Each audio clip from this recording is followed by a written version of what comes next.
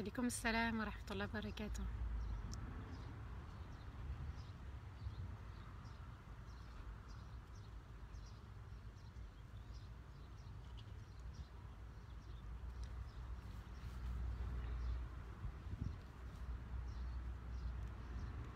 أعوذ بالله من الشيطان الرجيم. بسم الله الرحمن الرحيم. اللهم صل وسلم على سيدنا محمد في الأولين، وصل وسلم على سيدنا محمد في الآخرين، وصل وسلم على سيدنا محمد في الملأ الأعلى إلى يوم الدين.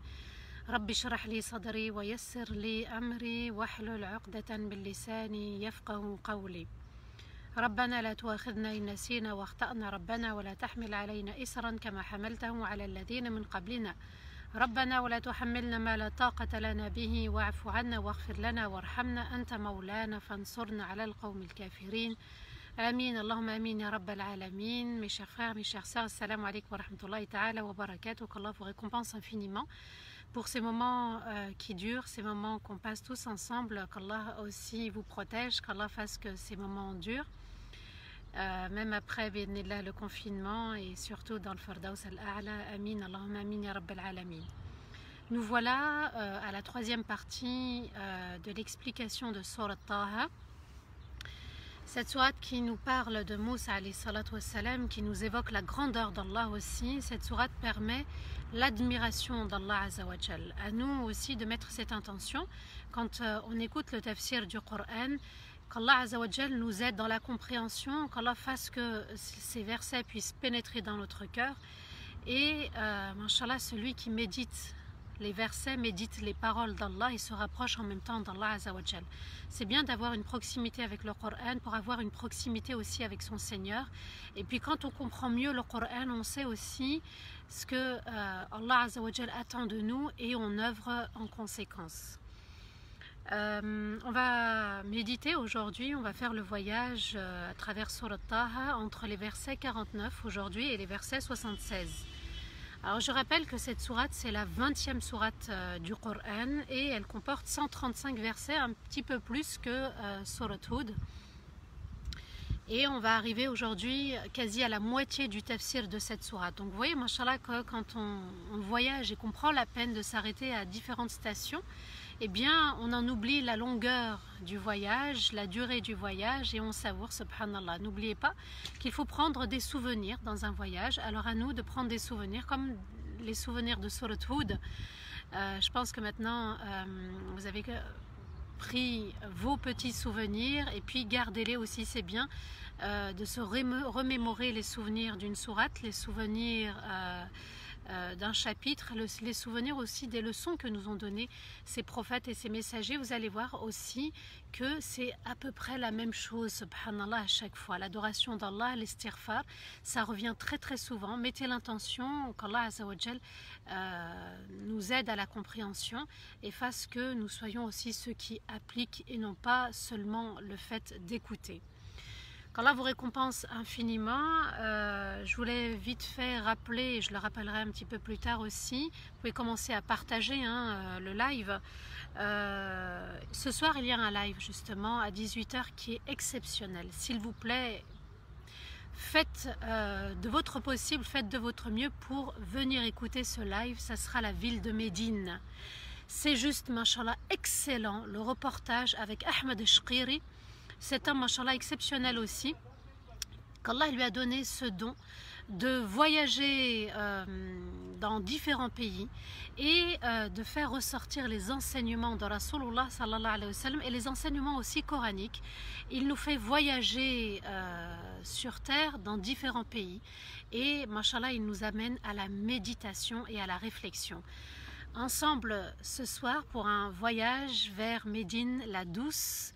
C'est bien de se remémorer aussi ce lieu sacré que le prophète alayhi salatu wassalam a aimé, que le prophète alayhi salatu wassalam va bâtir la première mosquée. Ce soir, le live à 18h, qu'Allah récompense infiniment toute l'équipe qui a œuvré pour le montage, qui a œuvré également aussi pour la traduction, puisque le reportage est en arabe, mais il est juste exceptionnel. Allahu Akbar, je vous invite à y participer.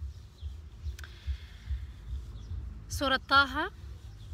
Donc les deux lettres qui restent un secret pour nous, Ce n'est pas un secret pour Allah, mais Surat Taha, ce sont de lettres secrètes. Seul Allah Azza wa Jal en connaît la signification. On s'était arrêté hier avec l'arrivée de Haroun en tant que messager choisi par Allah Azza wa Jal à la demande de Moussa alayhi salatu wassalam. Il allait affronter l'homme qui se prenait pour Dieu sur terre en Égypte, l'ordre mondial en Égypte. Et Moussa alayhi salatu wassalam avait considéré cette tâche. Il lui avait donné, subhanallah, il savait que c'était une responsabilité. Il savait que c'était une grande responsabilité et que ce n'était pas une tâche facile. Alors il a demandé l'aide d'Allah Azza wa Jal et il a demandé aussi que cette aide soit à travers Haroun, son frère. On a vu ensemble le dialogue échangé entre Allah et entre Moussa alayhi salatu wassalam, avec les souvenirs, les bons souvenirs, les souvenirs où Allah Azza wa Jal prenait soin de son serviteur Moussa alayhi salatu wassalam. Et comme Allah Azza wa Jal a été celui qui a pris soin de Moussa et aussi de Haroun, eh bien il prend aussi également soin de nous. Et il est Ar-Rahman Ar-Rahim. Il est Al-Wadoud aussi par son nom, celui qui a un amour excellent et pur et qui veut que, à travers son nom Ar-Raouf, qui veut que ses serviteurs se rapprochent de lui. Alors il fait en sorte qu'ils se rapprochent par des biens, par la foi, par la crainte, par le repentir, par l'humilité. Mashallah, c'est juste exceptionnel l'amour qu'Allah a voué à Moussa alayhi salatu wassalam, puisqu'il lui dit: je t'ai créé pour moi, pour que tu sois à mon service également. Alors soyons aussi comme Moussa alayhi salatu wassalam au service d'Allah, dans le fait d'avoir un bon comportement, parce que le bon comportement est une manière ambassadrice de transmettre un message. Notre comportement véhicule aussi la communauté, puisque Allah Azza wa Jal dit: وَجَعَلْنَاكُمْ أُمَّةً وَسَطًا, et nous avons fait de vous la communauté du juste milieu. Il faut absolument qu'on soit des ambassadeurs de l'islam, des ambassadrices de l'islam, comme l'a été Moussa et Pharaon, puisqu'ils vont échanger, ils vont témoigner aussi de leur foi, de leur crainte et de leur bon comportement. À nous d'être à l'exemple de ces prophètes et de ces messagers du mieux qu'on peut.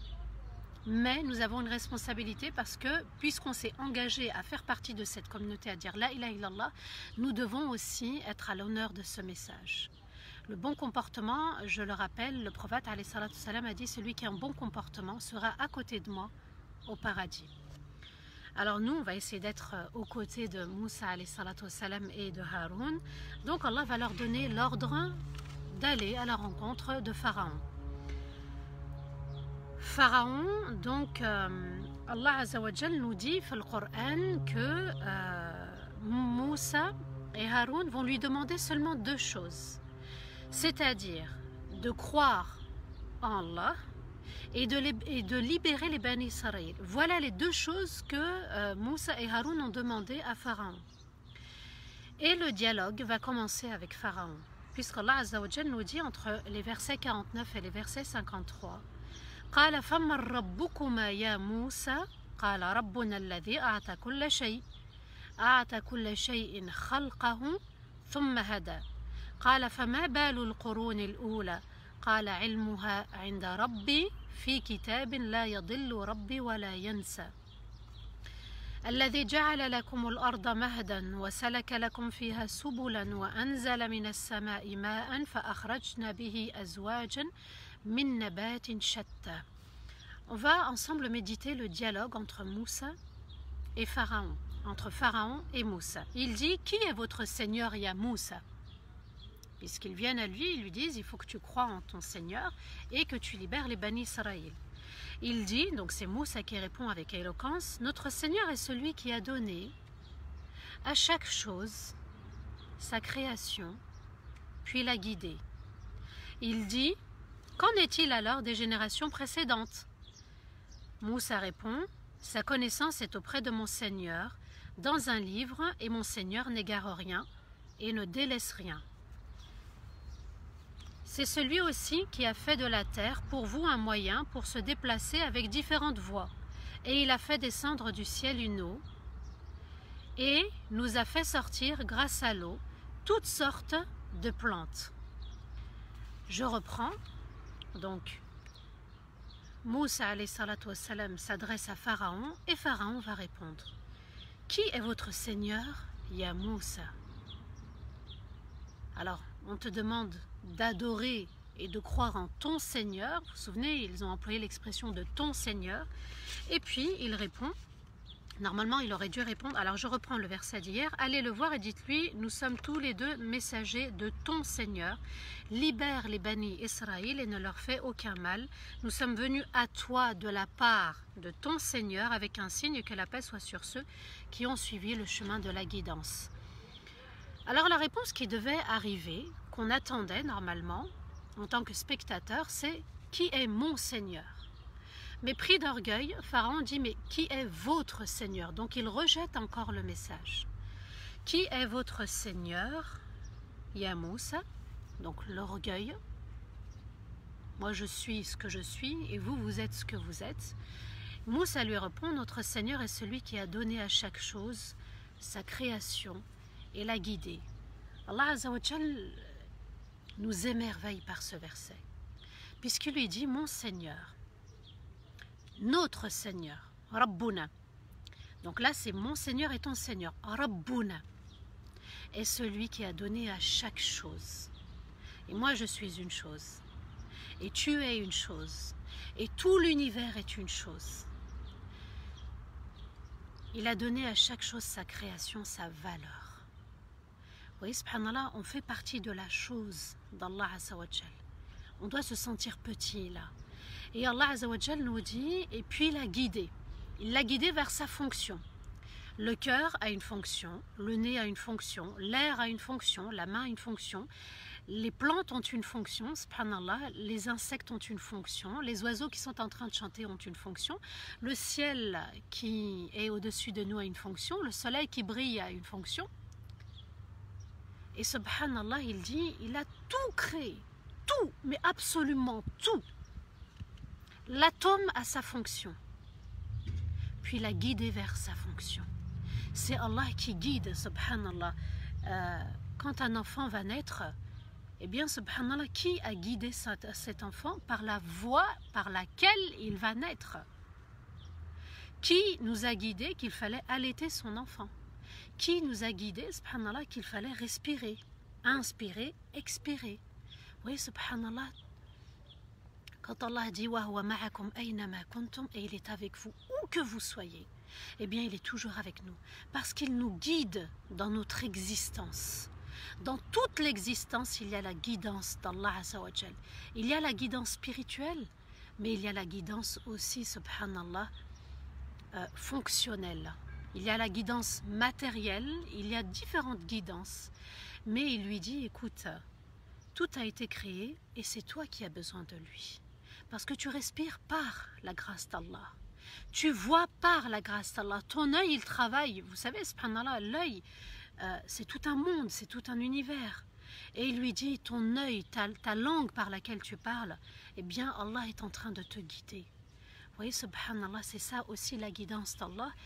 Et ça nous amène à voir l'empreinte d'Allah. C'est une image, hein, quand je dis empreinte, dans tout ce qu'il a créé. Où on tourne le visage, il y a l'empreinte d'Allah.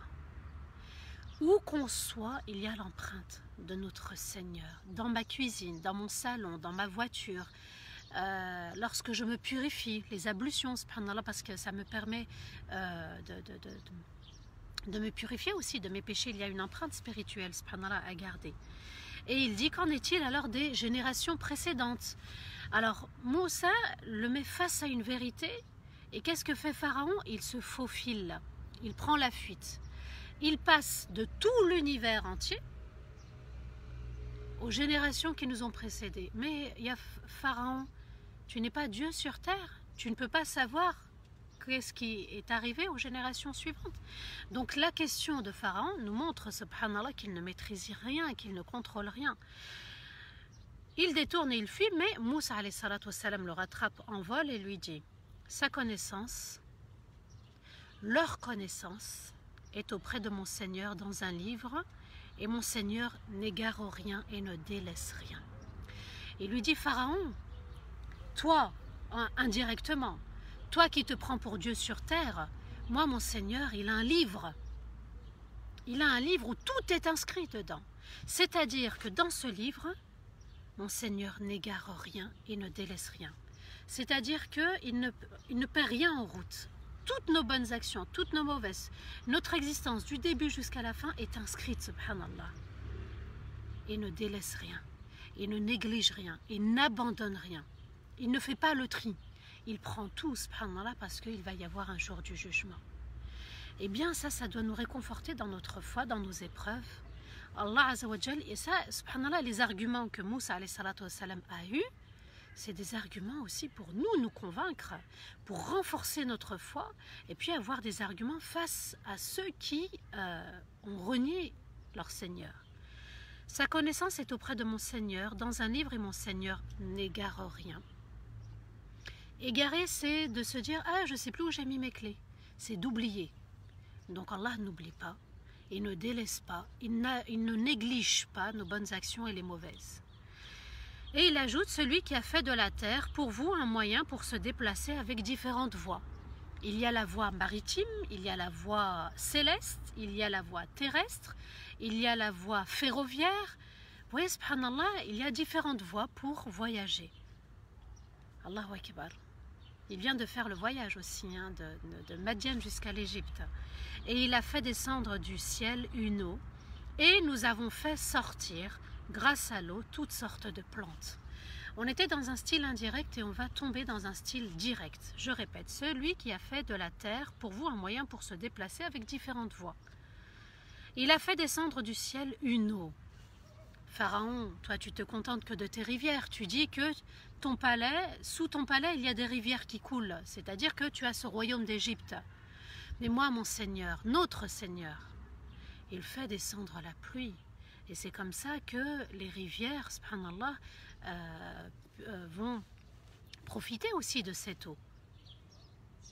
Allah fait descendre l'eau, et quand il fait descendre l'eau du ciel, Allah Azza wa Jal va adopter maintenant le style direct pour montrer la puissance d'Allah. Ce n'est pas grâce à Moussa, ce n'est pas Moussa qui est en train de parler, mais c'est notre Seigneur, et nous avons fait sortir grâce à l'eau toutes sortes de plantes.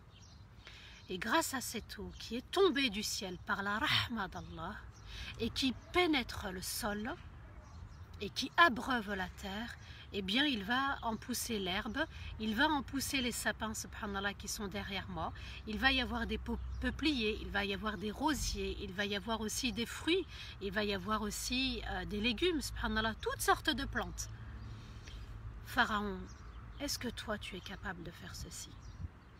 Il le met face à l'impuissance de son être, face à la puissance absolue de l'être d'Allah Azza wa Jal. Il ne peut rien dire. Donc, on reconnaît ici dans les versets le Créateur par sa création. Par sa création. Comme nous, par exemple, on peut reconnaître un style de voiture par rapport à telle marque, ou un tableau par rapport à tel peintre, ou telle écriture par rapport à telle personne. Subhanallah, que ce soit une écriture féminine, masculine, etc. Il y a toujours une empreinte qui dit que. Mais Allah Azza wa Jal nous dit, et souvenez-vous aussi, dans les débuts de Surat Taha et dans les débuts aussi de Surat Hud, Allah nous interpelle au niveau de sa création, au niveau de son univers, que celui qui veut renforcer sa foi regarde tout ce qu'il y a autour de lui. Et que celui qui n'y croit pas doit regarder aussi tout ce qu'il y a autour de lui. Pharaon prend la fuite, c'est tellement vrai, c'est tellement grand qu'il est obligé de revenir en arrière par rapport à des créatures qui n'existent plus. Et il ne sait rien, lui, du passé. Et Moussa, alayhi salatu wassalam, comme je vous ai dit, il le reprend, il le ressaisit en plein vol et lui dit non, non, tu n'as pas échappé. Moi, je continue aussi. Tu veux des preuves? Moi, je t'en apporte. Et c'est Allah Azza wa Jal qui gère son univers, qui gère la pluie. Toi, Pharaon, est-ce que tu es capable de faire descendre une pluie et d'abreuver le sol pour que ces plantes puissent naître? Dans les versets 54 au verset 58, Allah nous dit Kulu war'u an'amakum inna fi dhalika la'ayatin li'ulin nuha minha khalaqnakum wa fiha nu'idukum wa minha nukhrijukum taratan ukhra وَلَقَدْ أَرَيْنَاهُ آيَاتِنَا كُلَّهَا فَكَذَّبَ وَأَبَى. Je vais m'arrêter au verset 56. Allah Azza wa Jal nous dit: mangez et faites paître vos troupeaux. Donc mangez vous et vos troupeaux. Il y a en cela des signes pour ceux qui sont sages. De la terre nous vous avons créé, et dans la terre nous vous ferons revenir, et de la terre nous vous ferons sortir une nouvelle fois. Et nous lui avons fait voir tous nos signes à Pharaon, mais il a démenti et a refusé tous les signes. Allah Azza wa Jal nous dit, subhanallah, que de cette terre, et il faut en méditer aussi, subhanallah, parce qu'on a abîmé la terre, on l'a détruite un petit peu avec les pesticides. Et comme nous, on arrose la terre, quand je dis arroser, c'est le fait, comme nous, on la gère. Parce qu'on l'arrose aussi, même s'il y a l'eau de la pluie, nous aussi, on l'arrose. Mais comme nous, on la gère avec ces pesticides, eh bien, la terre nous donnera que ce qu'on lui a apporté. Et regardez, machallah, les problèmes de santé, les nouvelles maladies qui n'existaient pas auparavant, même dans les pays du tiers-monde, même dans les pays qui sont en voie de développement, subhanallah, ils sont touchés aussi par ce qu'on a apporté à la terre. Mais Allah Azza wa Jal nous dit, la terre, regardez et observez. Mangez vous et vos troupeaux, c'est-à-dire mangez et faites paître vos troupeaux. Allah Azza wa Jal l'animal, il nous dit, c'est aussi une amana, une responsabilité confiée. Il y a en cela des signes pour ceux qui sont sages. L'homme sage ou la femme sage ou le croyant sage, c'est celui qui s'empêche de se tromper, qui évite de se tromper, qui réfléchit. Allah Azza wa Jal interpelle Pharaon et lui dit: mangez et faites paître vos troupeaux.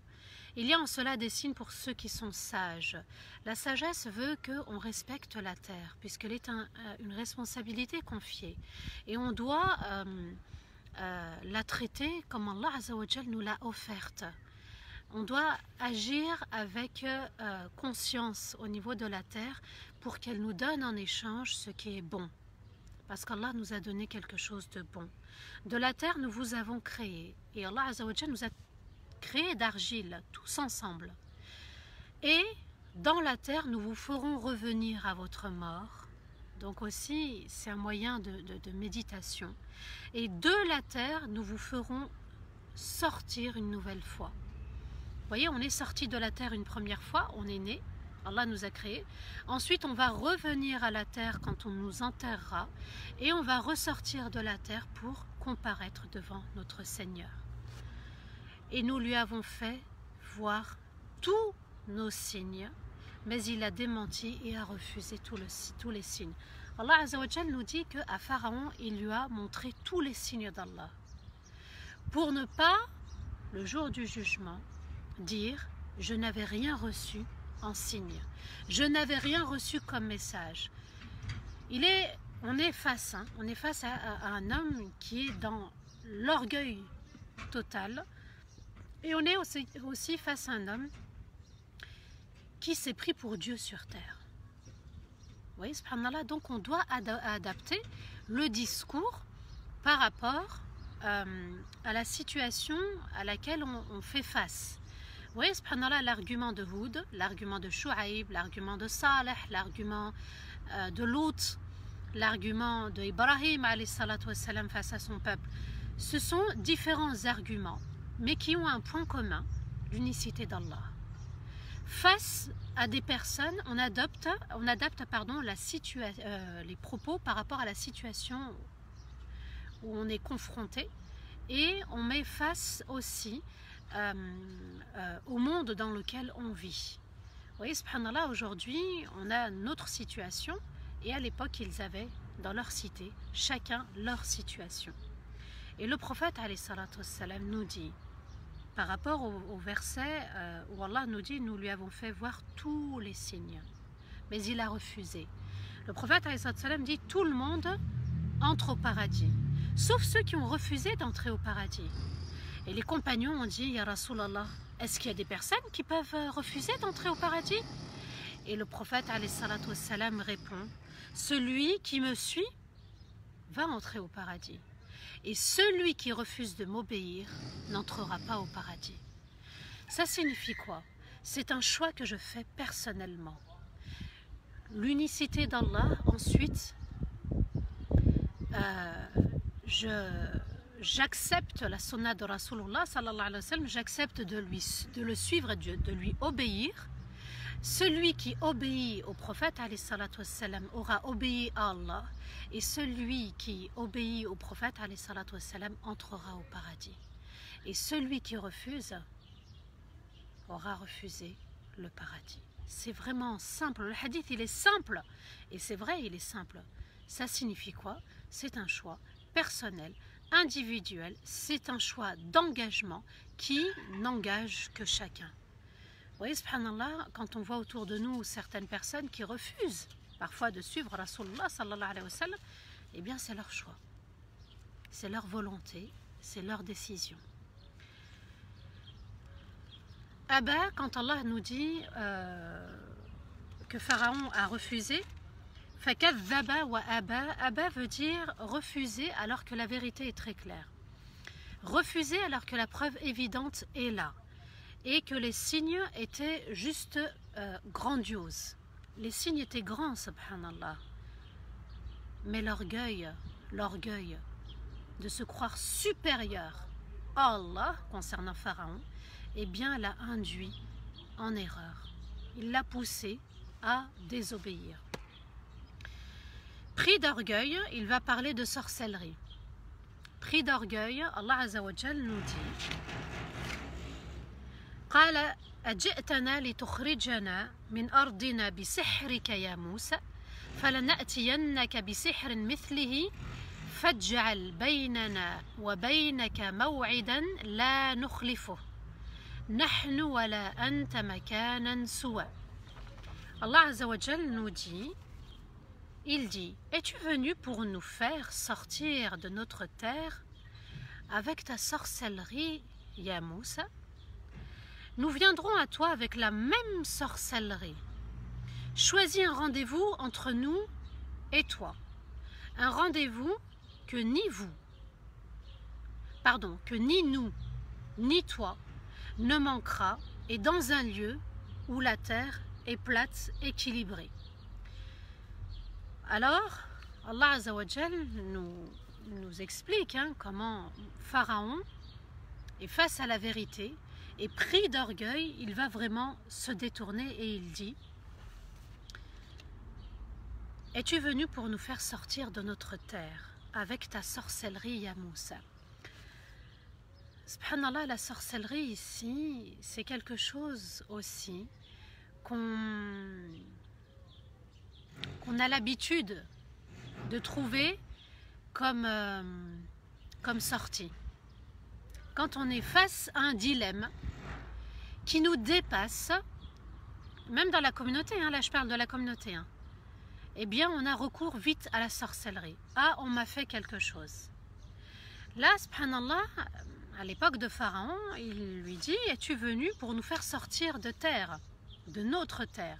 Et juste avant, Moussa alayhi salatu wassalam lui dit: mais c'est la terre d'Allah. Tu as été créé de terre et tu vas retourner à la terre et tu vas ressortir de la terre. Donc vous voyez, subhanallah, celui qui est dans l'orgueil et qui ne voit pas la vérité, il croit que tout lui est dû, que tout lui appartient, l'attachement au bas monde. Tu es venu nous sortir de notre terre. Et puis, subhanallah, regardez bien, cet argument, les ennemis de l'islam aujourd'hui l'utilisent. Ils vont nous envahir. Vous voyez, subhanallah, ce sont des arguments dans les plateaux de télé, de la part d'écrivains, de journalistes, de responsables. Ils vont nous envahir. Ils vont prendre le dessus. Écoutez ce qui suit. Es-tu venu pour nous faire sortir de notre terre avec ta sorcellerie, ya Moussa?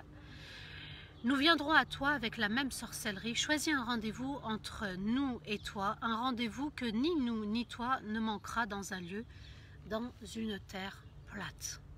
Vous voyez, subhanallah, le recours à la sorcellerie, le recours à quelque chose qui pourrait fasciner les gens. La sorcellerie, si on devait utiliser un synonyme, un autre synonyme, c'est la duperie, le fait de duper les autres. Et aujourd'hui, nous avons des moyens pour duper les gens autour de nous à l'échelle nationale et mondiale, qui s'appellent les médias. Les médias, ça sert à duper, à faire croire que. Et là, puisque Moussa est venu avec la vérité, Pharaon va avoir recours à un échappatoire dont il avait l'habitude, la sorcellerie, le fait de duper les gens, le fait de faire soumettre les gens à une certaine vérité, mais qui est en fait duperie. Nous viendrons à toi avec la même sorcellerie. Tu nous as dupés, on va te duper nous aussi. Tu veux nous ensorceler, on va t'ensorceler. Et Allah Azza wa Jal ajoute, choisis un rendez-vous entre nous et toi. Choisis un jour. Donc là, Pharaon demande un jour. Un rendez-vous que ni nous, ni toi, on ne manquera. Donc ça va être le grand rendez-vous.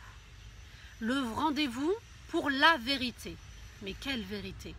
La vérité de Pharaon ou la vérité d'Allah à travers Moussa alayhi salatu wassalam et Haroun? Dans un lieu, dans une terre plate. Il voulait, c'était sa demande, la demande de Pharaon, une terre plate pour que tout soit visible en fait. On va assister à une scène qui est, mashallah, incroyable mais vrai. C'est une scène, subhanallah, qui me transporte à chaque fois que je passe à travers ce verset. Écoutez bien. Allah Azza wa Jal dit dans les versets 59, 60 et 61 قال موعدكم يوم الزينة وأن يحشر الناس ضحى فتولى فرعون فجمع كيده ثم أتى قال لهم موسى ويلكم لا تفتروا على الله كذبا فيسحتكم بعذاب وقد خاب من افترى. Il dit, votre rendez-vous sera le jour de fête et les gens seront rassemblés après le lever du soleil. Pharaon s'est détourné de la foi, a rassemblé ses sorciers, puis est venu au rendez-vous. Et Moussa leur dit, malheur à vous. N'inventez aucun mensonge au sujet d'Allah.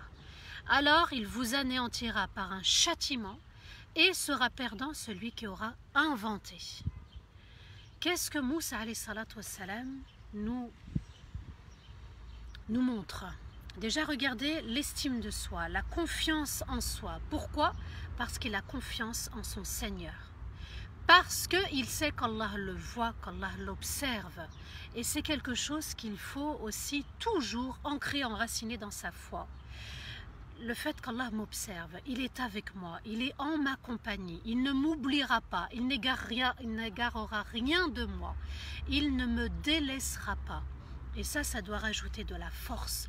Et quand on a cette force en nous, cette conviction, eh bien même les paroles, subhanallah, sortent avec force. Qu'est-ce qu'il dit? Il dit, votre rendez-vous sera le jour de fête. Ça sera le jour de Eid. Ça sera une fête pour nous ou pour vous. Quand je dis fête ici, c'est surtout victoire. Et les gens seront rassemblés après le lever du soleil. Donc Allah Azza wa Jal nous explique qu'au moment du Doha, après Shuruq, eh bien à la clarté du jour, les signes d'Allah vont se manifester. Pharaon s'est détourné de la foi, il s'est détourné de la vérité, il s'est détourné des signes d'Allah Azza wa Jal. Et a rassemblé donc les sorciers, il va réunir tous ces sorciers, puis il est venu au rendez-vous, lui et ses sorciers, et puis tout le peuple aussi. Tout le peuple devait assister à la scène. Et Moussa leur dit, il s'adresse aux sorciers et il leur dit, malheur à vous, n'inventez aucun mensonge au sujet d'Allah Azza wa Jal. Il ne les laisse même pas dire quoi que ce soit, faire quoi que ce soit. Et là, ça nous appelle, subhanallah, ça nous interpelle, ça nous appelle aussi à la force de la foi, à l'amour, à l'attachement qu'avait Moussa alayhi salatu wassalam au sujet de son Seigneur. Malheur à vous si vous inventez quelque chose vis-à-vis d'Allah Azza wa Jal. Alors il vous anéantira par un châtiment et sera perdant celui qui aura inventé. Il les met en garde tout de suite, avant même que la scène se produise. Et subhanallah, Allah Azza wa Jal nous dit par la suite qu'il les a quand même déstabilisés. Vous savez, les propos seront percutants par rapport à la force qu'il y aura dans le cœur. Tu es convaincu, tes propos vont être convaincants. Tu n'es pas convaincu, tes propos ne seront pas vraiment convaincants. Dans les versets 62 et les versets 63 et 64, Allah nous dit « Fatanaza'u » فتنازعوا أمرهم بينهم وأسروا النجوى قالوا إن هذان لساحران يريدان أن يخرجاكم من أرضكم بسحرهما ويذهبا بطريقتكم المثلى فأجمعوا كيدكم ثم أتوا صفا وقد أفلح اليوم من استعلى.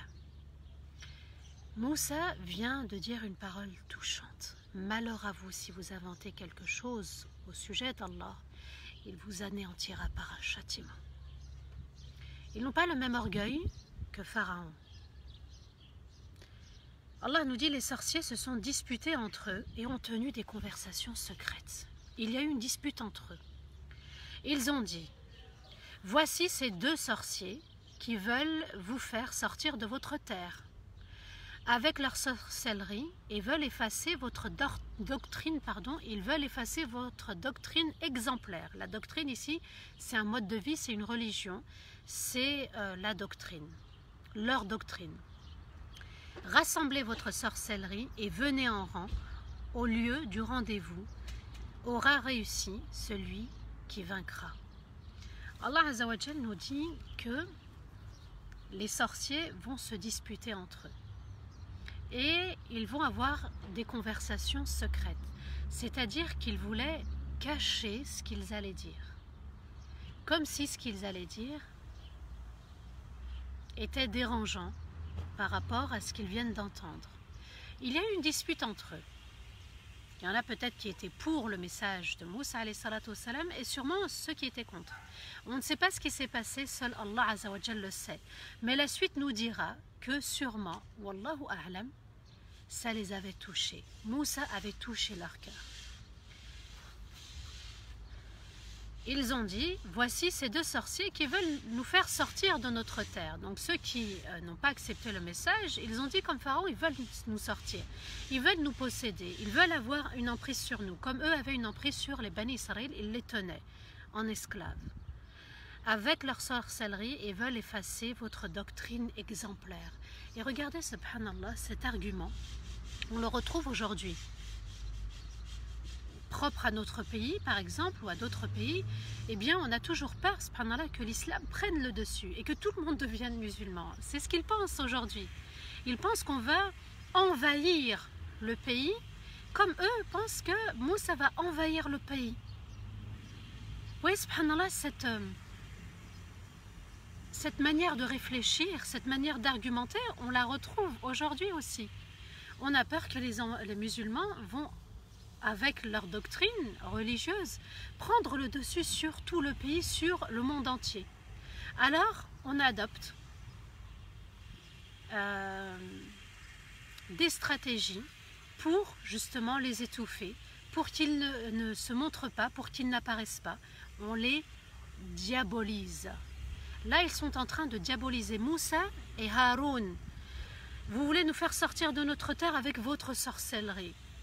La sorcellerie, en fait, elle n'appartient qu'aux shayatin, qu'au diable. Vous voyez, subhanallah, normalement, les sorciers apprennent des shayatin, la sorcellerie. Rassemblez votre sorcellerie et venez en rang, au lieu du rendez-vous, aura réussi celui qui vaincra. Donc Moussa alayhi salatu wassalam leur dit, venez, on viendra et on verra celui qui aura la victoire. Allah nous dit dans les versets 65 à 68, قالوا يا موسى إما أن تلقي وإما أن نكون أول من ألقى قال بل ألقوا فإذا حبالهم وعصيهم يخيل إليه من سحرهم أنها تسعى فأوجس في نفسه خيفة موسى قلنا لا تخف إنك أنت الأعلى. Allah Azza wa Jal nous dit, Ils ont dit Ya Moussa, Ya Moussa. Soit tu commences et tu lances ton bâton, soit on est les premiers à lancer nos cordes et nos bâtons.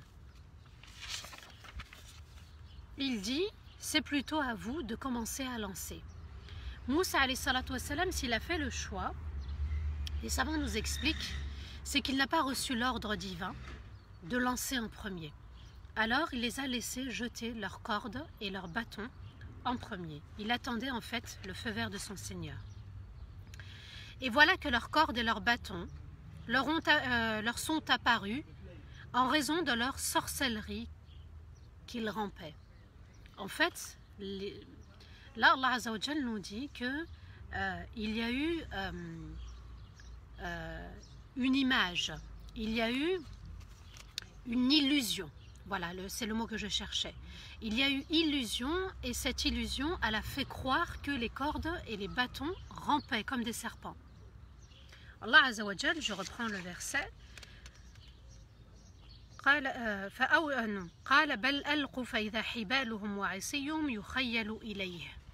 Donc ils lui ont fait croire que les cordes et apparemment ils avaient aussi ensorcelé les bâtons et les cordes.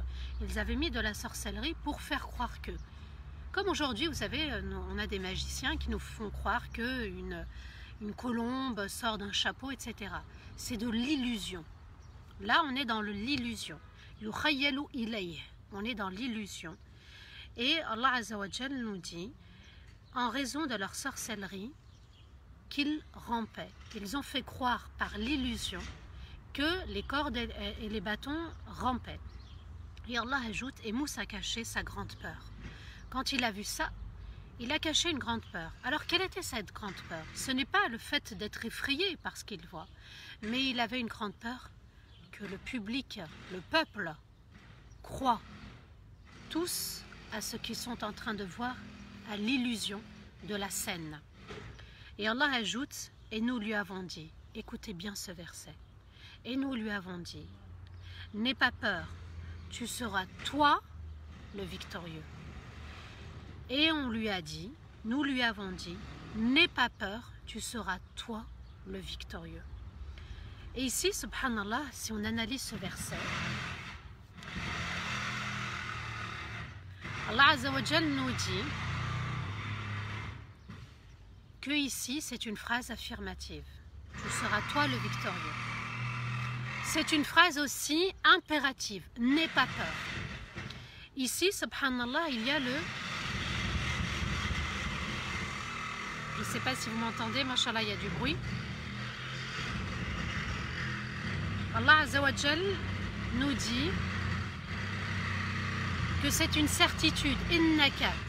Là, il y a certitude. Donc, c'est une phrase affirmative, une phrase impérative, une phrase où il y a de la certitude. Innaka, anta, toi, et Allah affirme encore, le victorieux. C'est toi qui auras la victoire par rapport à eux. Et Allah annonce une bonne nouvelle. Dans un seul verset, nous avons 6 éléments.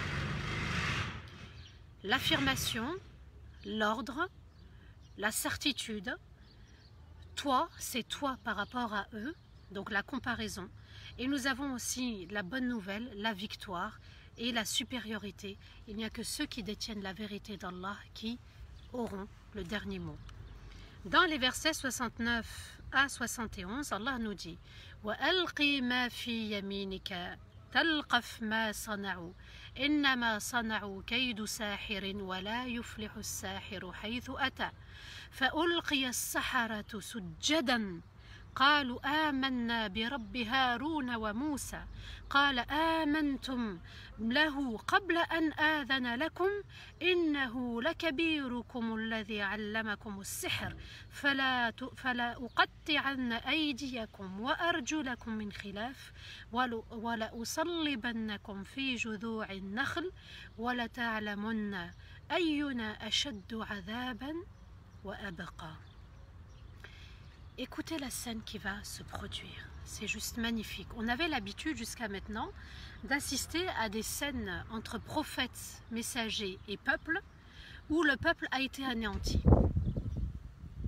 quand on assiste à une scène, ils ont été anéantis. On ne parle pas de ceux qui ont cru avec les prophètes et les messagers.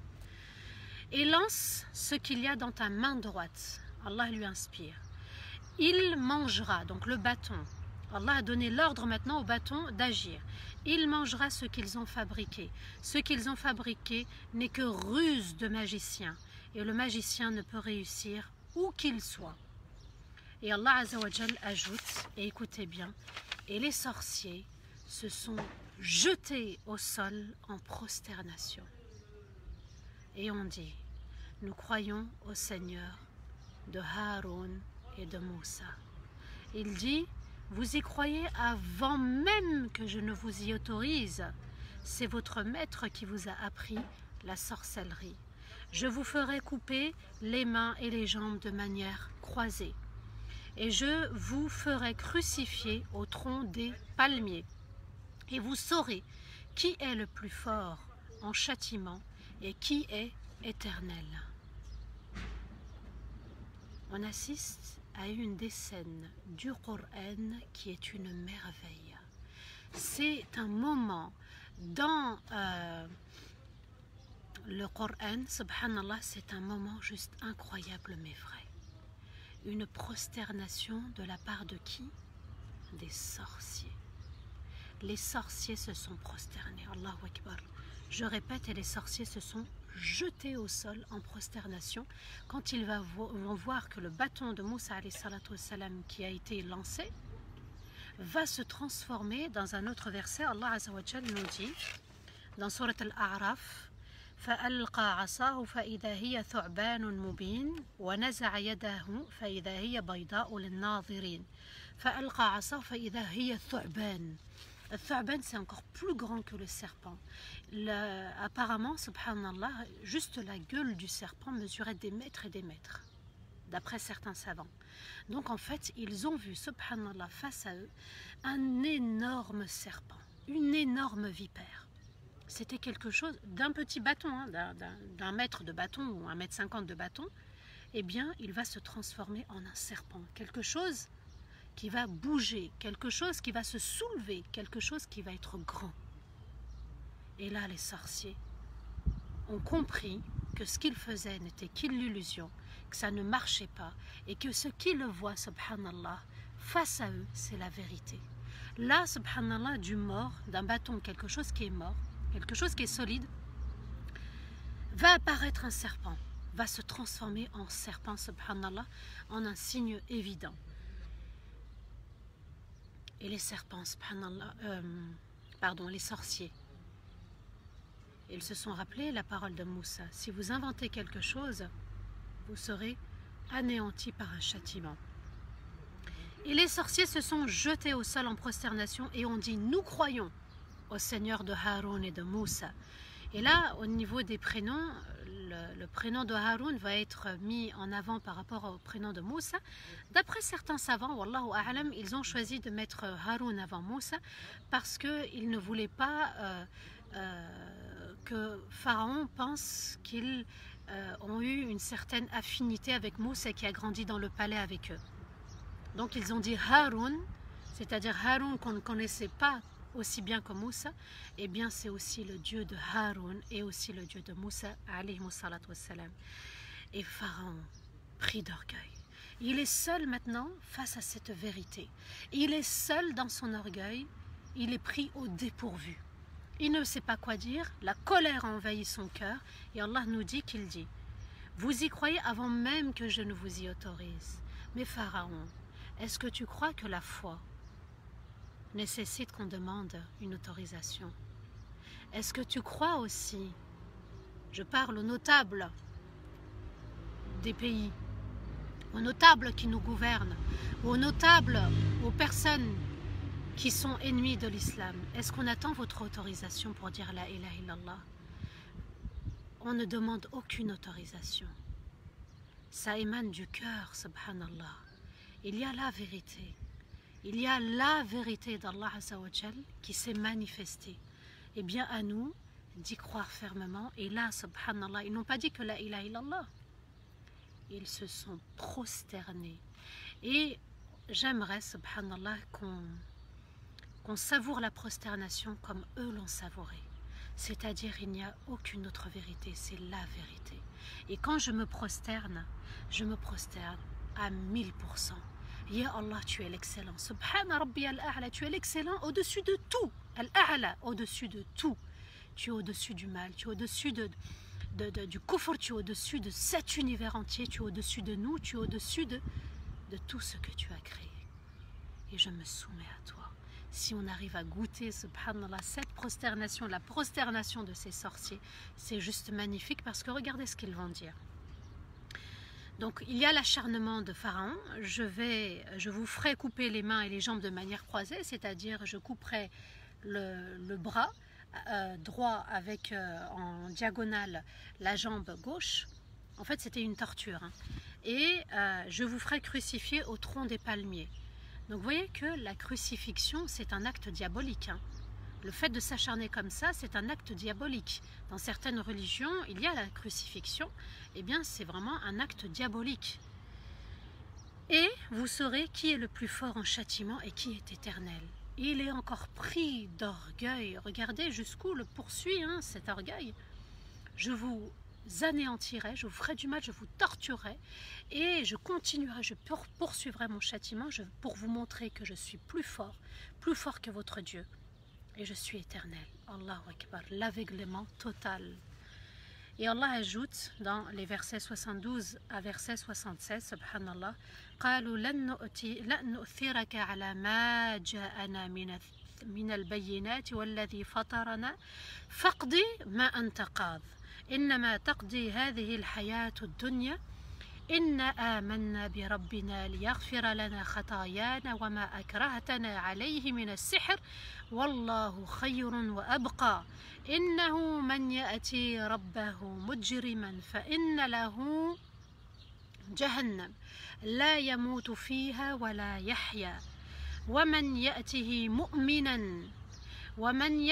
مؤمنا فقد عمل الصالحات فأولئك لهم الدرجات العلى جنات عدن تجري من تحتها الأنهار خالدين فيها وذلك جزاء من تزكى.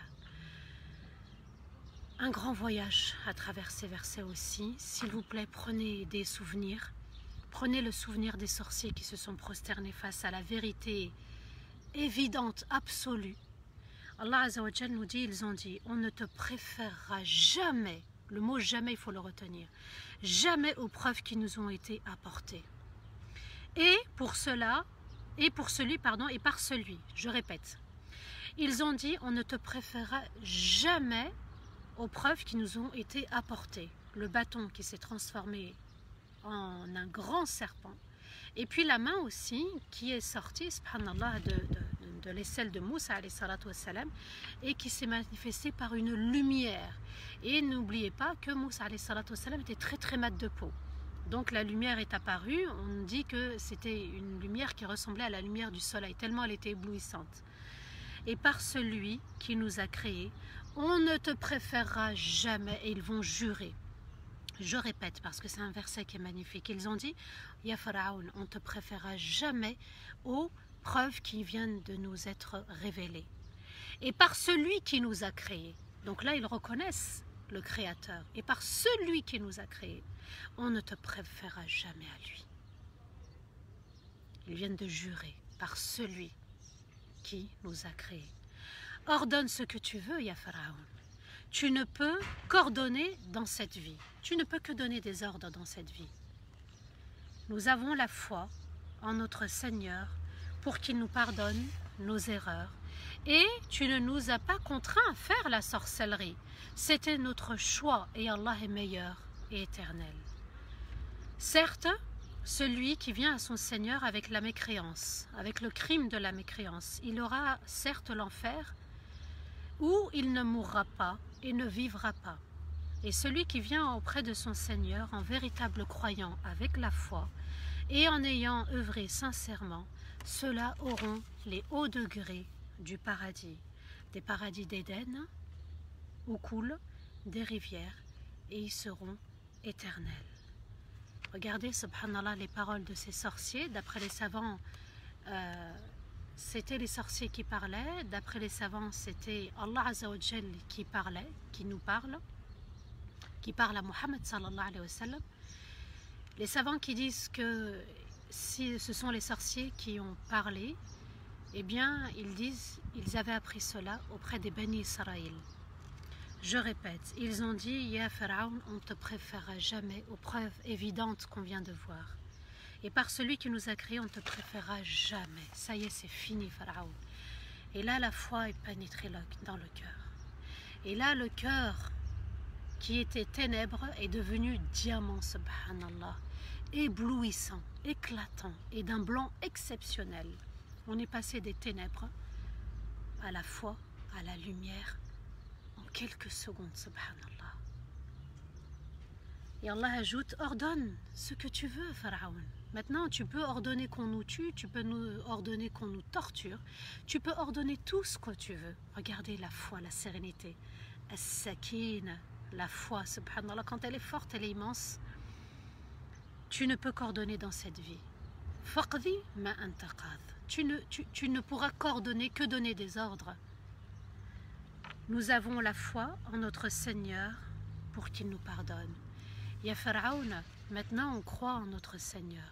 Et on a aussi la croyance qu'il nous pardonnera. Qu'il pardonnera quoi?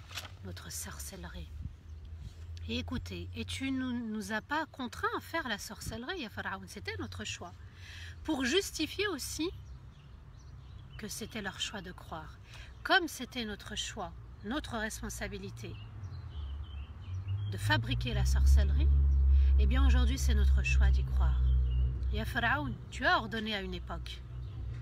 Et on a accepté ton ordre. Mais on a pris cette responsabilité d'accepter ton ordre.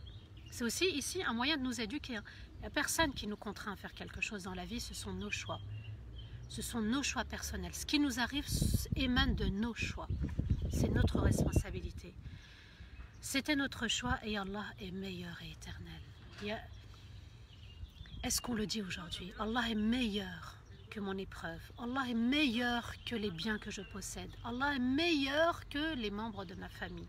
Allah est meilleur que tout. Il est éternel. Il est meilleur dans mon cœur. Il est meilleur que tout. Et Allah ajoute, certes celui qui vient à son Seigneur avec le crime de la mécréance, et c'est un crime que l'on commet vis-à-vis de soi-même. Il aura certes l'enfer où il y mourra, il ne mourra pas, et ne vivra pas. Ni il est dans la mort pour se débarrasser de ce châtiment, et il ne vivra pas, c'est-à-dire qu'il n'en sortira pas vivant pour rejoindre le paradis. Et celui qui vient auprès de son Seigneur, en véritable croyant, ils étaient devenus de véritables croyants. Et en ayant œuvré sincèrement, parce que la foi, elle te pousse à œuvrer, à mettre en pratique ta foi. Cela, ilaha illallah. Ceux-là auront les hauts degrés du paradis, des paradis d'Éden où coulent les rivières et ils y seront éternels. Voilà la récompense. Allah Azza wa Jal nous dit, voici la récompense de ceux qui se sont purifiés. Allahu Akbar. Et là on arrive à la moitié de Surat Taha. Ça, c'est le message de Surat Taha. Je répète, voici la récompense de ceux qui se seront purifiés. Allah Azza wa Jal nous dit, وَذَلِكَ جَزَاءُ مَنْ تَزَكَّى. Ils se sont purifiés de la sorcellerie. Ils se sont purifiés de leur mécréance. Ils se sont purifiés de l'orgueil. Ils se sont purifiés de leur passion. قَدْ أَفْلَحَ مَنْ تَزَكَّى. قَدْ أَفْلَحَ مَنْ تَزَكَّى. C'est un verset qu'il faut retenir de Surat Taha. Moussa alayhi salatu wassalam, il se purifiait régulièrement par l'istighfar. Moussa alayhi salatu wassalam était très proche d'Allah aussi par l'istighfar. Les preuves sont évidentes. Les preuves de Ramadan, les preuves du confinement, nos épreuves quotidiennes, les preuves aussi de la salat, toutes ces épreuves sont des preuves. Les épreuves sont épreuves de l'existence d'Allah Azza wa Jal. Ça, il ne faut pas l'oublier. Ça, il faut l'enraciner dans son cœur. Allah Azza wa Jal est là. Il les voit. Asma' wa ara. Il lui dit Asma'u an innani ma'akuma. Asma' wa ara. Je suis avec vous deux, mais je vois de manière excellente et j'entends de manière excellente. C'est-à-dire que je vais entendre et je vais vous voir, vous, mais tout ce qui va se passer, subhanallah. Et là, encore une fois, Allah nous montre qu'il est celui qui gère l'univers entier de manière exceptionnelle. Ce soir, jeudi soir à 19 h, il y a un live aussi avec Surat al-Ghashiyah. À 20 h, subhanallah, à partir de 20 h jusqu'à 1 h du matin, mais des petits moments avec des versets. Ce sont des stations qui nous amènent, Surat al-Ghashiyah, qui nous amènent, subhanallah, aussi à se purifier, à se rapprocher d'Allah. Avec Fathallah Uthmani, c'est un frère, mashallah, lyonnais. C'est un frère avec qui j'ai fait mes débuts dans la da'wah, dans le travail islamique. Mashallah, j'ai 22 ans de travail islamique. Savourer le Coran, c'est juste une pure merveille. Ce soir aussi, vous allez être gâtés avec mon frère Fathallah Uthmani à partir de 20 h. N'oubliez pas le live 18 h avec la ville de Médine, la douce, et avec mon frère Fathallah Uthmani encore avec les versets du Coran, Surat al-Ghashiyah. Allah Azza wa Jal nous demande dans Surat Taha de nous purifier le cœur, se soumettre à Allah Azza wa Jal, et ils vont invoquer, ils disent les sorciers, pour qu'Allah leur pardonne leur sorcellerie. Oui, subhanallah, quand l'épreuve arrive, quand la joie arrive, quand la victoire arrive, se prosterner pour Allah, en guise de reconnaissance, en guise de remerciement, en guise d'humilité. Il est notre Seigneur, Sa Majesté, Ar-Rahmanu ala al-Arsh istawa. Son excellence dans sa bienveillance s'est établie sur le trône et c'est lui qui gère l'univers entier. Il gouverne tout, toute chose est sous son ordre. On est une chose parmi d'autres choses dans l'univers d'Allah Azza wa Jal. On fait partie de son univers. À nous de nous soumettre totalement. Et la scène des sorciers, subhanallah, est juste magnifique parce qu'ils prennent connaissance. Il y a une prise de conscience. Il y a Pharaon. Ils n'ont plus peur de lui maintenant. Ils n'ont plus peur. Ils n'ont plus sous ses ordres. C'était notre responsabilité. Et Allah nous dit que dans nos épreuves, ce qui nous arrive aussi quand on est touché par quelque chose qui nous affecte, c'est aussi notre responsabilité. À nous de prendre tous ces petits souvenirs, la création d'Allah Azza wa Jal, le fait de voir autour de nous l'univers, l'empreinte, la trace, l'empreinte du Créateur. Le Coran est une empreinte du Créateur, subhanallah, et il nous interpelle en nous-mêmes. La responsabilité, la soumission totale et aussi, s'il vous plaît, ce qui doit nous accompagner, c'est l'admiration d'Allah Azza wa Jal. L'admiration, l'amour et la crainte. L'admiration, l'amour et la crainte. L'admiration du magnifique, de l'excellent, de Sa Majesté. La crainte du magnifique, de son excellence, de Sa Majesté. Et aussi l'amour et l'espoir de son excellence, de Sa Majesté, de notre Seigneur, Allah Azza wa Jal. C'est une scène qui est magnifique. Allahu Akbar. Qu'Allah Azza wa Jal fasse qu'on soit soumis entièrement comme ces sorciers. À ce moment-là, la foi pénétrer le cœur. Et dans chaque salat, la foi, l'émerveillement, l'admiration pénètre notre cœur. Souvenez-vous, Allah Azza wa Jal vient juste avant de décréter la salat pour Moussa et Haroun, donc la salat pour le peuple des Bani Israël. Eh bien, subhanallah, là on est face à une scène qui est juste merveilleuse.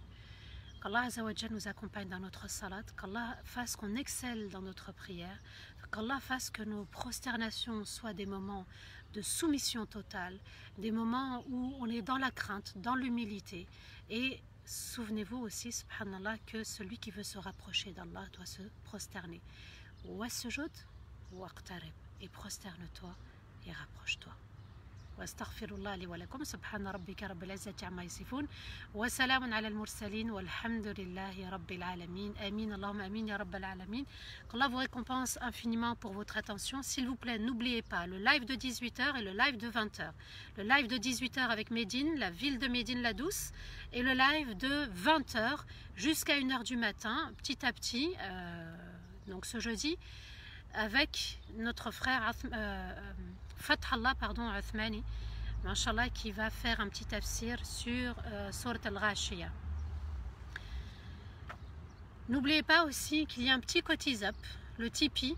Alors ce n'est pas Cotise-up, pardon, c'est moi qui fais l'erreur, ça s'appelle un Tipeee, je ne connaissais pas.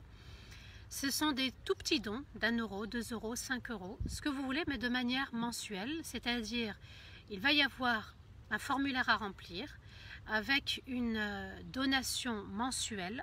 Je le fais une fois et puis je laisse entre les mains d'Allah Azzawajal, j'oublie, et ça sera prélevé chaque mois, 1 euro, 2 euros, ce que vous voulez, la somme d'1 euro, 2 euros, 5 euros chaque mois, de manière éternelle, subhanallah, pour soutenir Darifton. Là, c'est de tout petits dons. Ils avaient besoin de 25 000 euros pour une enveloppe qui contribuera au montage, qui contribuera au reportage, machallah.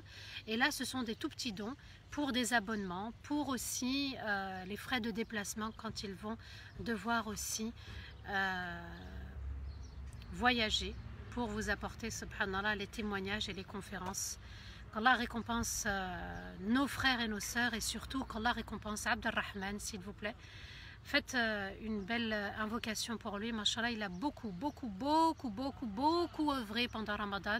Il s'est un petit peu oublié pour que vous soyez servis après le ftour, avant le ftour. Il continuait, mashallah, à filmer tous ces conférenciers dans les mosquées. C'est lui où il se déplaçait avec son matériel, avec son studio, pour que vous ayez la récitation de Hammou, de Jed, de Hamza, de Zakaria, mashallah. Et on a vu aussi comment le centre Al-Hikma a collecté les dons. C'était Abdelrahman qui contribuait, mashallah. Le frère Abdelrahman a beaucoup œuvré, il s'est un petit peu oublié. Qu'Allah Azzawajal lui donne la récompense, nos récompenses, qu'Allah Azzawajal lui donne une très grande récompense pour ce qu'il a œuvré pendant Ramadan. Et il y a aussi toute l'équipe qui continue à œuvrer avec Abdelrahman dans la chaîne de Darifton et compagnie. Allahu Akbar, oui, Allahu Akbar, qu'Allah vous récompense aussi pour votre magnifique participation, pour votre fidélité. Oui, qu'Allah lui accorde le plus haut degré du paradis. Amin, Allahumma amin, ya Rabbal alamin. Oui, mashallah, c'est juste mashallah, il m'épate, mashallah Abdelrahman. Toute l'équipe m'épate aussi, puisqu'ils œuvrent jour et nuit pendant ce confinement surtout. Et qu'Allah les récompense pleinement, généreusement et noblement. Alors, je ne sais pas s'il y a des questions juste avant. Je retiens, mashallah. Alors, j'ai bien aimé cette phrase de Rachida, je retiens l'admiration, l'amour et la crainte d'Allah, Allahu Akbar. L'admiration. On avait vu dans Surat al-Fatiha, on commence par les louanges d'Allah. Alhamdulillahi Rabbil Alamin. Toutes les louanges d'amour, d'admiration, de reconnaissance appartiennent à Allah, le maître des mondes. Et quand on aura justement cette admiration ancrée dans le cœur, c'est-à-dire de voir Allah Azzawajal de partout et de dire c'est juste machallah, eh bien on délaissera les péchés, on délaissera nos défauts pour satisfaire notre Seigneur et avec son aide. Ça veut dire quoi Darifton? Je ne sais pas, c'est un nom, subhanallah. Moi ce que je sais de Darifton, c'est que machallah ce sont des membres, ce sont des abonnés, machallah, ce sont des moments fraternels, des moments de bienveillance. Amin, Allahumma amin, ya Rabbal alamin. Inch'Allah, Abdelrahman, ils sont en train de faire dua pour toi si tu nous lis. Min al-Jazair, Radia min al-Jazair, barakallahu fikum, amin. Mashallah. Vous pouvez mettre aussi vos remarques au sujet de Surat Taha, qu'est-ce que ça vous a apporté, quel souvenir vous gardez. Et prosterne-toi et rapproche-toi, Yasmine, mashallah. Anishaï, barakallahu fik, amin, Allahumma amin, ya Rabbal alamin, qu'Allah vous récompense aussi.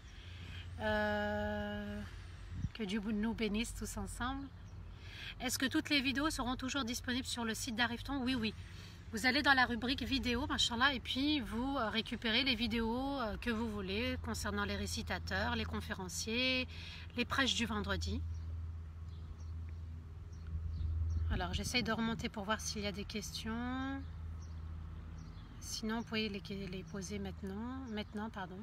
Excusez-moi.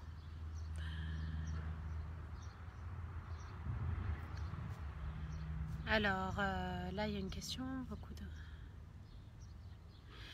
Alors, beaucoup de savants interdisent la zakat en argent. Non, ils n'interdisent pas. Il y a des avis, deux avis, soit en nature, en nourriture, soit en argent. Il y a le choix. Donc, aujourd'hui, c'est avec l'argent.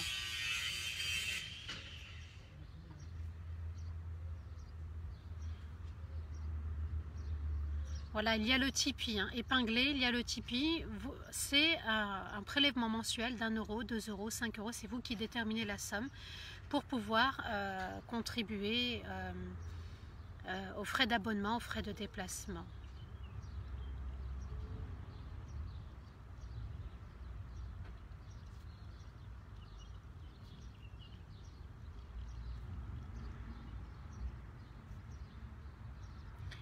Alors, Natra Mohamed nous dit, Abdelrahman, Allahumma barik, et toute l'équipe de Darifton, mashallah. Alors, un message de la Turquie. Est-on sûr que c'est bien le bâton de Moussa, alayhi salatu wassalam, qui est à Topkapi en Turquie? Allahu a'lam. Allahu a'lam, je ne sais pas. D'accord, Allahu a'lam. Après, voilà, c'est toujours de l'ordre du savoir d'Allah, de la connaissance d'Allah. Moi, Surat Taha, c'est vraiment ma vie, je l'apprécie énormément. Un grand merci aux magnifiques frères qui ont fait les récitations, ouais, mashallah, et les invocations. J'ai été très touchée. Alors, il y avait Hamza, Hammou, Jad. Il y avait aussi Zakaria en tant que récitateur. Il y en avait d'autres. Moi, j'ai retenu ceux-là, hein, ceux que j'ai pu écouter. Est-ce conseillé d'écouter Surat Taha lorsqu'on est angoissé? Quand tu es angoissé, place ta main sur ta poitrine et récite cette fois la Fatiha, puisqu'elle elle apaise aussi.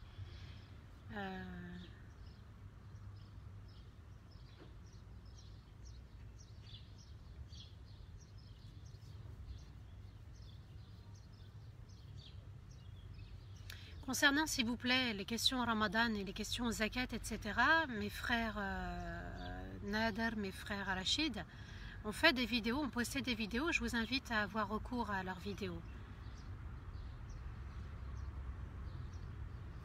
Amin, amin, amin.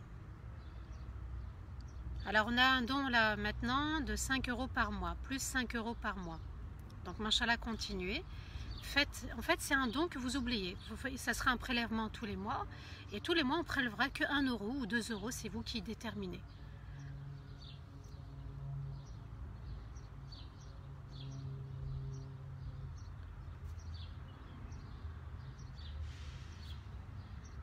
Alors, est-ce qu'il faut faire ces ablutions pour lire le Coran sur son smartphone? Oui, c'est mieux, c'est toujours mieux. Dans le dhikr, il n'est pas obligatoire de faire les ablutions dans le dhikr.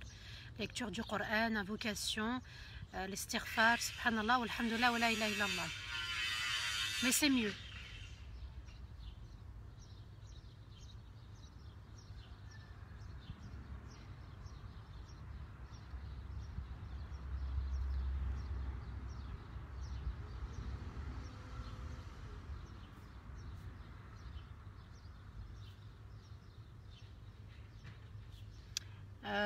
Alors,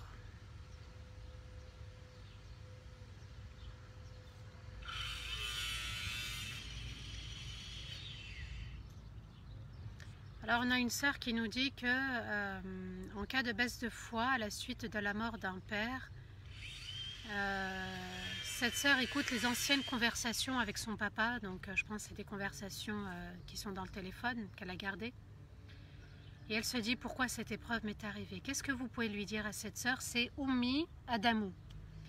Qu'est-ce qu'on pourrait lui dire à cette sœur qui a perdu son papa et qui réécoute les conversations? Ummi Adamou, est-ce que tu peux nous dire ça fait combien de temps qu'il est décédé, ce père? Allah yarahmouk, Allah lui fasse miséricorde, ce père.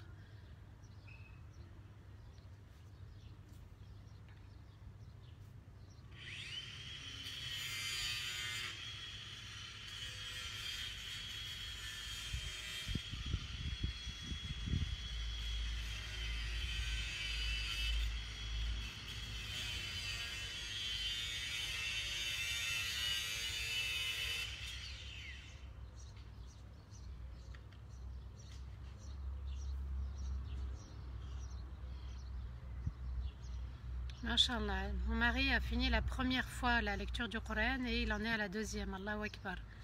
Alors la sœur Amani Malak, comment ça se fait, Masha'Allah, qu'il a fini? Pourquoi il ne finissait pas avant? C'est en raison du confinement ou la... Faire déjà beaucoup de prières pour son papa, je pense qu'elle en fait. Oui, c'est vrai que... alors tu as raison, le fait d'invoquer Allah pour ton papa, Orti, ça permettra de garder un lien avec lui. Parce que tes invocations vont lui parvenir. Un ange viendra lui dire, tu as bien éduqué ton enfant. Ton enfant a prié, ton enfant a donné, ton enfant a œuvré.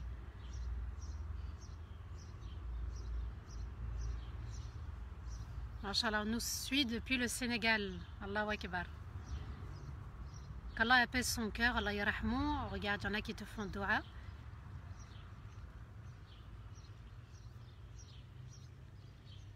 Qu'elle n'écoute plus ces conversations, voilà. C'est ce que je voulais entendre aussi. Le fait d'écouter, tu te noies dans ta tristesse sortie. Pour l'instant, tu as besoin de faire ton deuil autrement. Voilà. Continue à faire une sadaqa aussi. Les sœurs et les frères te disent, fais sadaqa pour lui. Et ça, ça lui parviendra. Son papa est décédé il y a 2 semaines. Alors, en fait, c'est pas sa foi qui baisse. Elle est tellement triste qu'elle se laisse aller, en fait. D'accord? Elle se laisse aller. Et parle à ton Seigneur en prosternation. Dis-lui de se prosterner et de parler à son Seigneur. Elle se rapprochera de lui et c'est Allah qui soulagera sa peine. Elle doit se détacher des conversations. Tout à fait.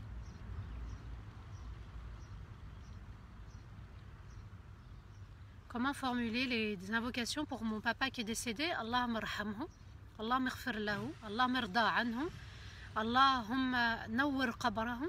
Donc c'est-à-dire, Ya Allah, fais-lui grâce, Ya Allah, illumine sa tombe, Ya Allah, accorde-lui le Firdaus al-A'la, Ya Allah, pardonne-lui ses péchés entièrement.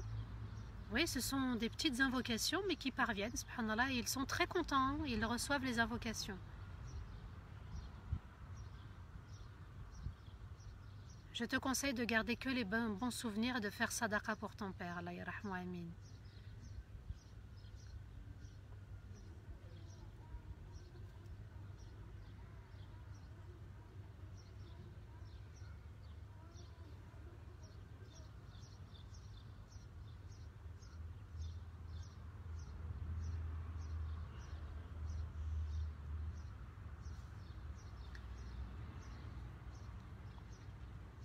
Oui, il y en a qui te disent c'est la volonté d'Allah.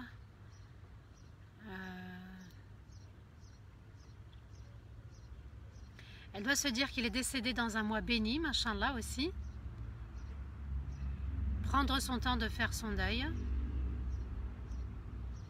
Et puis les larmes sont une rahma, hein, c'est un cadeau d'Allah, les larmes. Hein. Voilà, on te conseille aussi de freiner les conversations avec ton papa.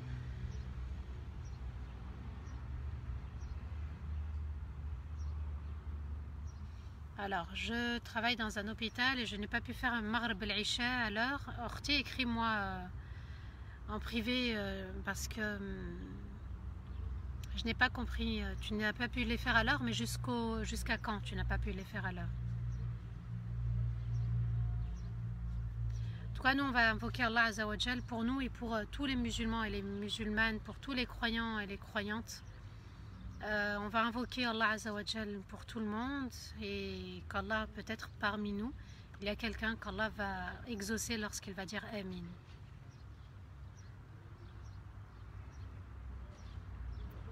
أعوذ بالله من الشيطان الرجيم بسم الله الرحمن الرحيم اللهم صل وسلم على سيدنا محمد في الأولين وصل وسلم على سيدنا محمد في الآخرين وصل وسلم على سيدنا محمد في الملأ الأعلى إلى يوم الدين اللهم انت ربنا لا اله الا انت خلقتنا ونحن عبيدك ونحن على عهدك ووعدك ما استطعنا نعوذ بك من شر ما صنعنا ونبوء لك بذنوبنا فاغفر لنا ذنوبنا فإنه لا يغفر الذنوب إلا أنت اللهم لا حول ولا قوة إلا بك اللهم لا حول ولا قوة إلا بك اللهم لا حول ولا قوة إلا بك يا ودود يا ودود يا ودود يا ذا العرش المجيد يا فعالا لما تريد نسألك بعزك الذي لا يرام وبملكك الذي لا يضام وبنور وجهك الذي ملا أركان عرشك أن تجعل القرآن العظيم ربيع قلوبنا ونورا لصدورنا وذهابا لهمومنا وأحزاننا.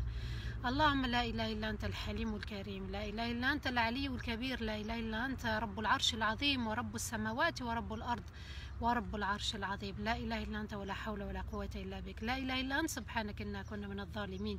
لا إله إلا أنت سبحانك إنا كنا من الظالمين. لا إله إلا أنت سبحانك إنا كنا من الظالمين. اللهم إنك عفو تحب العفو فاعف عنا. اللهم إنك عفو تحب العفو فاعف عنا. اللهم إنك عفو تحب العفو فاعف عنا. تقبل منا صالح الأعمال بالإخلاص في القول والعمل. اللهم تقبل منا صالح الأعمال بالإخلاص في القول والعمل. اللهم تقبل منا صالح الأعمال بالإخلاص في القول والعمل. اللهم يا مقلب القلوب ثبت قلوبنا على دينك. اللهم يا مقلب القلوب ثبت قلوبنا على دينك. اللهم يا مقلب القلوب ثبت قلوبنا على دينك. اللهم ات نفوسنا تقواها وزكها أنت خير من زكاها، أنت وليها ومولاها، أنت وليها ومولاها.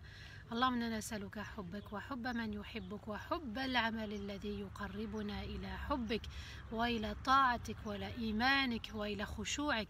اللهم اجعلنا من عبادك الصالحين المؤمنين الخاشعين التائبين الذاكرين. اللهم لا إله إلا أنت ظلمنا أنفسنا وإن لم تغفر لنا وترحمنا لنكونن من الخاسرين. اللهم يا رحمن يا رحيم ارحم والدينا ووالدي والدينا وجميع المسلمين الأحياء منهم والميتين. اللهم ارحم والدينا ووالدي والدينا وجميع المسلمين الأحياء منهم والميتين يا رب العالمين. اللهم ارحم إخواننا وأخواتنا المظلومين في كل مكان. اللهم ارحم إخواننا وأخواتنا المرضى من المسلمين. اللهم لا شافي إلا أنت واشفي جميع المرضى من المسلمين. اللهم لا شافي إلا أنت اشفي جميع المرضى من المسلمين. لا إله إلا أنت العلي الكبير، لا إله إلا أنت الحليم العظيم، لا إله إلا أنت ولا حول ولا قوة إلا بك. اللهم اجعلنا من الذين ستعتقهم في هذا الشهر الكريم، في هذا الشهر المبارك يا رب العالمين. اللهم اعتق رقابنا من النار. اللهم اعتق رقابنا ورقاب آبائنا من النار. اللهم اعتق رقابنا ورقاب آبائنا من النار يا عزيز يا غفار. اللهم صل وسلم على سيدنا محمد في الأولين، وصل وسلم على سيدنا محمد في الآخرين، وصل وسلم على سيدنا محمد في الملأ الأعلى إلى يوم الدين. سبحان ربك رب العزة عما يصفون وسلام على المرسلين والحمد لله رب العالمين. Amin ya Rabbal Alamin. Qu'Allah vous élève, qu'Allah nous accorde le meilleur, qu'Allah nous pardonne tous et toutes entièrement, qu'Allah Azza wa Jal nous accompagne où que l'on soit, qui nous permette de voir la vérité, d'entendre la vérité, de dire la vérité, de saisir la vérité, d'accepter la vérité. Allah est excellent, il est infiniment grand, il est Sa Majesté. On doit rester dans cette admiration, émerveillé par Sa Majesté. Il est Allahu Akbar kabiran walhamdulillahi kathiran wa subhanallahi bukratan wa asila. À demain, je l'espère, à 15h. On sera vendredi, Inch'Allah. Wassalamu alaikum wa rahmatullahi ta'ala wa barakatuh.